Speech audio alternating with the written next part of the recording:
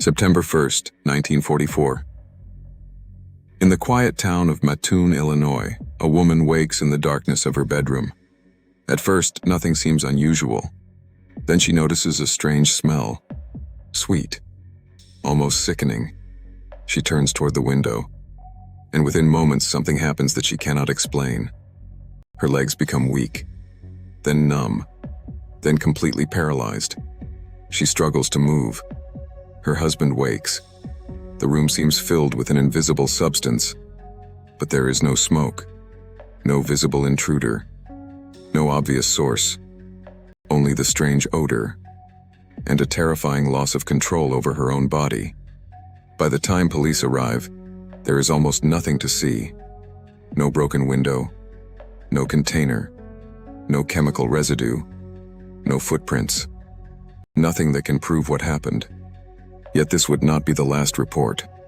Over the next several weeks, residents of Mattoon would describe strange odors, sudden illnesses, mysterious figures outside their homes, and invisible attacks. Some would swear that a masked stranger was moving through the darkness. Others would become convinced that someone was pumping poisonous gas through their windows. The newspapers would eventually give the unknown attacker a name: the Phantom Gasser. But the strangest possibility was even more disturbing. What if there had never been a gas attack at all? What if the real danger had been fear itself? Mattoon, Illinois, in 1944, was not a large city. It was a quiet Midwestern community of roughly 15,000 people. The Second World War dominated everyday life.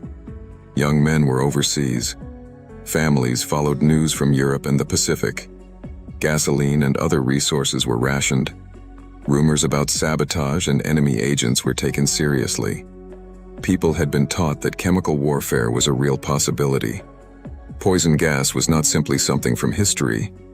It was a weapon modern armies possessed. And in a nation already living under wartime anxiety, the idea of an invisible enemy was terrifying. Then, in the early hours of September 1st, 1944, the first report emerged. A local woman claimed she had awakened to a strange smell inside her home.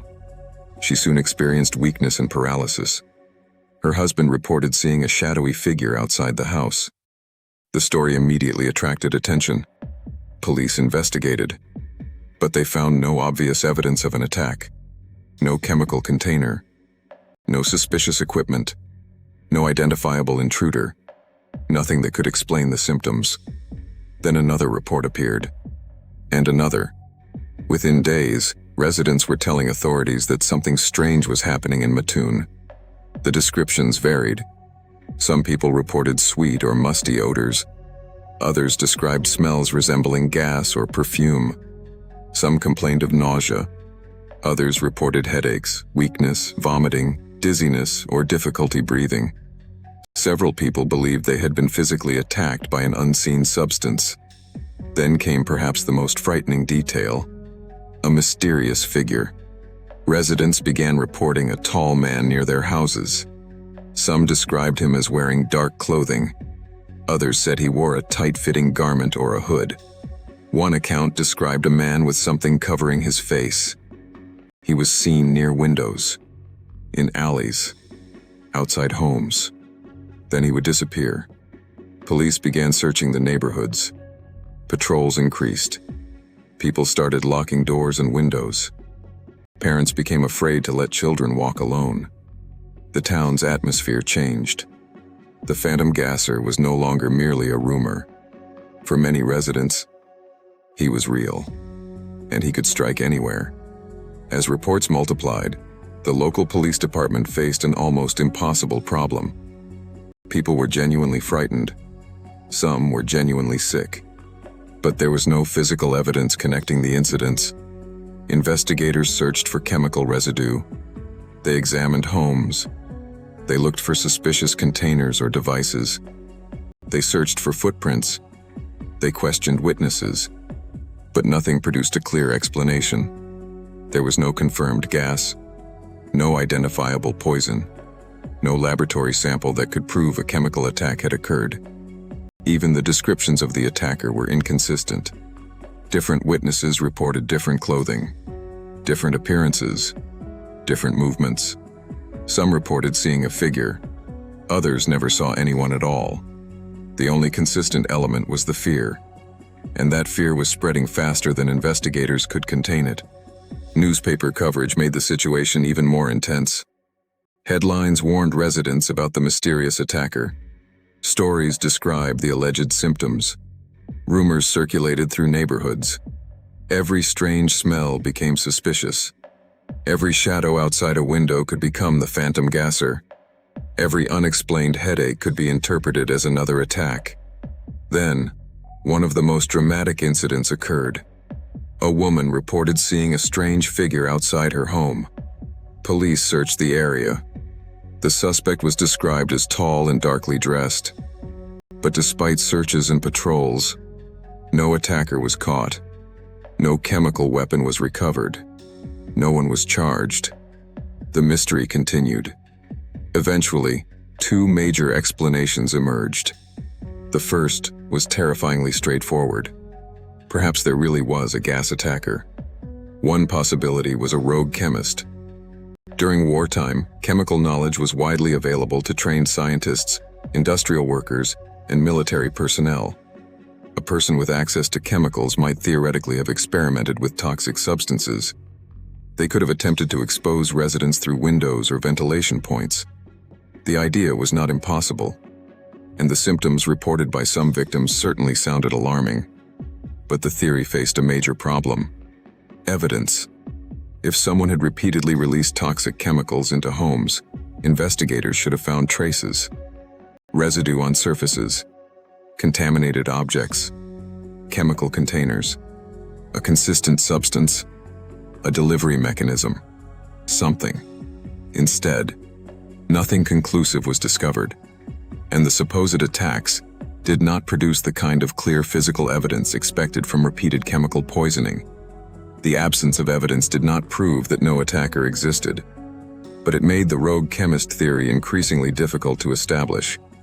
The second explanation was far more unsettling: mass psychogenic illness, sometimes called mass hysteria. The concept is not imaginary. Throughout history, groups of people have experienced real physical symptoms, triggered or amplified by psychological stress. The symptoms can include dizziness, weakness, nausea, headaches, breathing difficulties, fainting, muscle problems, and other very real sensations. The people experiencing them are not necessarily pretending. Their symptoms can feel completely genuine. In Mattoon, the circumstances were almost perfect for such a phenomenon. The country was at war. People feared enemy attacks. Chemical weapons were part of the public imagination. Newspapers repeatedly reported the phantom gasser. Neighbors discussed attacks. Rumors spread rapidly. Fear created expectations, and expectations can influence how the brain interprets physical sensations. A harmless smell could suddenly seem threatening. A headache could become evidence of poisoning. A shadow could become a masked attacker. A locked window could become protection against an invisible enemy. One frightened person could influence another, then another, and another. This did not necessarily mean the entire story was invented. Some residents may genuinely have encountered unusual odors. Some may genuinely have become ill. Some may even have seen an unknown person. The question is whether those separate events became connected by collective fear, until an invisible attacker seemed to exist everywhere. There was another complication. Some of the earliest reports were dramatic. As newspapers published them, later witnesses knew what the phantom gasser supposedly did. That meant future reports were no longer occurring in isolation. Residents already had a template. If they smelled something strange, they knew what it meant. If they became dizzy, they knew what had happened. If they saw a shadow near a window, they knew who they had seen. The phantom gasser had become a character in the town's collective imagination. And once that happened, reality and expectation became increasingly difficult to separate. Police continued investigating, But the attacks eventually declined. Then they stopped. No captured phantom gasser, no confirmed chemical weapon, no final confession, no definitive scientific explanation, just silence. Decades later, the Mattoon case remained controversial. Some researchers continued to believe that at least some incidents may have involved an actual chemical exposure. Others argued that the available evidence strongly favored a psychological explanation. And there is an important distinction. Mass psychogenic illness does not require every witness to have imagined everything. A strange smell can be real. A person's illness can be real. Fear can be real. But the interpretation of those events can still become distorted as they spread through a frightened population. That may be what happened in Mattoon. Or perhaps something more deliberate occurred. Perhaps an unknown individual really did experiment with chemicals.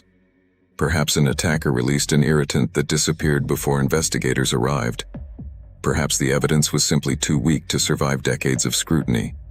There is no definitive answer. And that uncertainty is exactly what keeps the phantom gasser alive. The name itself became part of the mystery. The Mad Gasser of Mattoon. A faceless figure moving through a wartime town.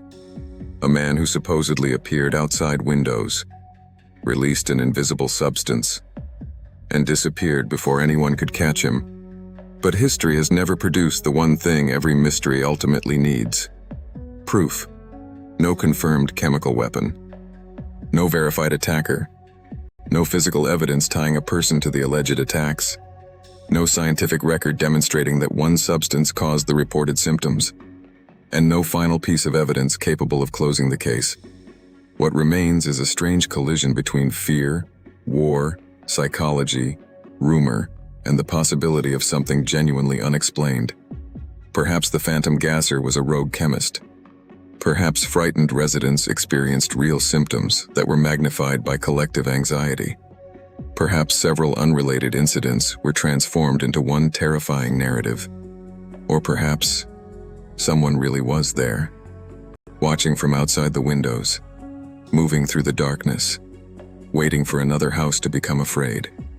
We may never know, because the phantom gasser left behind almost no physical trace, only stories, memories, and a town that for several terrifying weeks in 1944 believed an invisible enemy was walking among them.